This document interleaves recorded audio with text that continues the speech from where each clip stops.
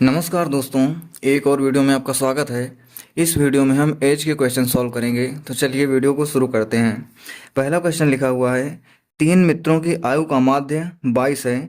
यदि 4 मित्रों की आयु का माध्य 24 हो तो चौथे मित्र की आयु ज्ञात कीजिए। सबसे पहले तो हम समझ लेते हैं कि माध्य क्या होता है। माध्य मतलब होता है मीन, और मीन का मतलब होता है कि जितनी भी संख्याएं या फिर जो भी डाटा दिया हुआ है उन सभी का योग करके उनकी संख्याओं से डिवाइड कर दिया जाता है। मतलब ये कि अगर 5 लोग दिए हुए हैं, 5 लोगों का डाटा दिया हुआ है, तो ऊपर 5 लोगों का टोटल सम हम लिख लेंगे और नीचे 5 से डिवाइड कर देंगे, तो वो हमारा मीन आ जाएगा। क्वेश्चन में पहले लिखा हुआ है कि 3 मित्रों की आयु का माध्य 22 वर्ष है। यानी कि जो 3 मित्र हैं उनका जो माध्य है वो कितना है, 22 वर्ष है। यानी कि S3/S, मतलब हम मान लेते हैं कि 3 लोगों का सम क्या है, S3 है। डिवाइड 3 से करेंगे तो 22 आ जाएगा। अब अगर हम निकाल लेते हैं कि इनका टोटल योग कितना होगा आयु का, तो वो कितना हो जाएगा, 22×3 = 66 वर्ष हो जाएगा। आगे लिखा हुआ है कि 4 मित्रों की आयु का माध्य 24 वर्ष है। वही अगर हम 4 के केस में देखते हैं तो S4 हम मान लेंगे, अपान 4 हो जाएगा। जितने लोग होंगे उतने से डिवाइड होगा, बराबर ये कितना दिया हुआ है, तो ये दिया हुआ है 24 वर्ष। अब इसको भी हम मल्टीप्लाई कर लेंगे तो हमें सम पता चल जाएगा कि 4 लोगों का टोटल योग कितना है, 24×4 = 96 वर्ष। अब देखो 3 लोगों की आयु कितनी है, मिलाकर 66 वर्ष। 4 लोगों की कितनी है, 96 वर्ष। हमें चौथे व्यक्ति की बतानी है, तो अगर हम S4 से S3 को माइनस कर देंगे तो हमें चौथे व्यक्ति की आयु पता चल जाएगी। तो चौथे व्यक्ति की आयु के लिए हम क्या करेंगे, S4 माइनस S3, मतलब 4 लोगों की आयु का योग माइनस 3 लोगों की आयु का योग। ये कितना हो जाएगा, 96 में से अगर हम 66 माइनस करेंगे तो 30 साल आ जाएगा। यही हमारे क्वेश्चन का आंसर हो जाएगा। दूसरा क्वेश्चन देखते हैं। लिखा हुआ है कि 4 व्यक्तियों की औसत आयु 42 वर्ष है। तो औसत आयु दिया हुआ है, तो फार्मूला मैंने पिछले अभी क्वेश्चन में बताया था कि मीन होता है सम अपान नंबर। तो अगर हमें सम निकालना है तो हम औसत से संख्या में मल्टीप्लाई कर देंगे। तो अगर हमें 4 लोगों का सम निकालना है तो क्या हो जाएगा, 42 उनका औसत है और उनकी संख्या कितनी है, 4। तो इसको हम मल्टीप्लाई कर देंगे तो 4×2 = 8 हो जाएगा और 4×4 = 16, यानी कि 168 साल उन 4 लोगों की आयु का योग हो जाएगा। आगे लिखा हुआ है कि उनकी आयु क्रमशः 1:3:4:6 के अनुपात में है। तो आयु का उनका अनुपात क्या है, 1:3:4:6 ये दिया हुआ है। तो हमें बताना है कि सबसे अधिक और सबसे कम आयु के व्यक्ति की आयु का अंतर क्या होगा, यानी कि पहले वाले और आखिरी वाले की आयु का अंतर क्या होगा। अगर हम इसको यूनिट में जोड़ लेते हैं कि इनकी आयु कितनी है, तो कितना हो जाएगा, 6×4=10, 3×13=14, 14 यूनिट।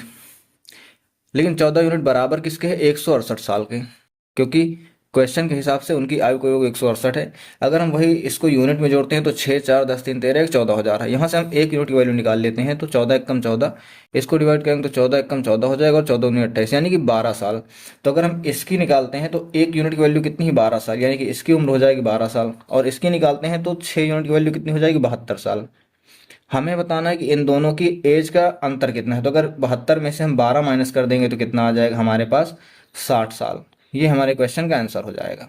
तीसरा क्वेश्चन देखते हैं। लिखा हुआ है x और y की वर्तमान आयु का अनुपात 3:8 है। तो दो कैरेक्टर हैं, x है और y है, इनकी आयु का अनुपात क्या है, 3:8 है। आगे लिखा हुआ है कि y और z की वर्तमान आयु का अनुपात 4:5 है। तो y के साथ अगर हम z का रेशियो लेते हैं तो यह क्या है, 4:5 है।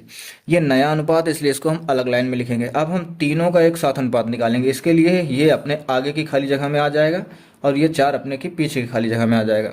ये ऐसे क्वेश्चन को सॉल्व करना मैंने अनुपात समानुपात के चैप्टर में पढ़ा रखा है, आप जाकर वीडियो देख सकते हो।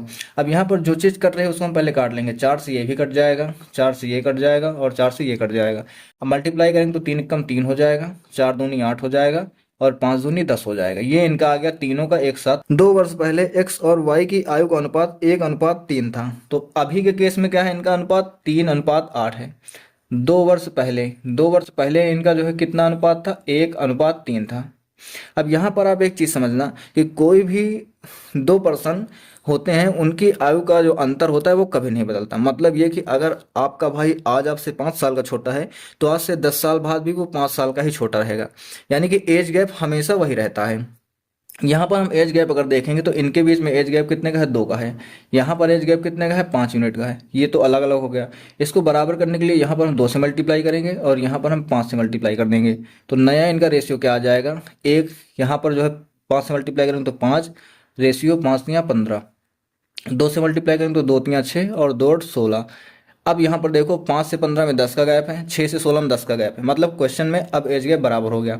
अब हम यहाँ पर अगर यूनिट के केस में देखते हैं तो यहाँ पर कितने का अंतर है, 1 यूनिट का, 1 यूनिट का। लेकिन क्वेश्चन में बोला था कि 2 साल पहले, मतलब क्वेश्चन के हिसाब से ये कितने का अंतर है, 2 साल का। तो 1 यूनिट की वैल्यू कितनी आ गई, 2 साल।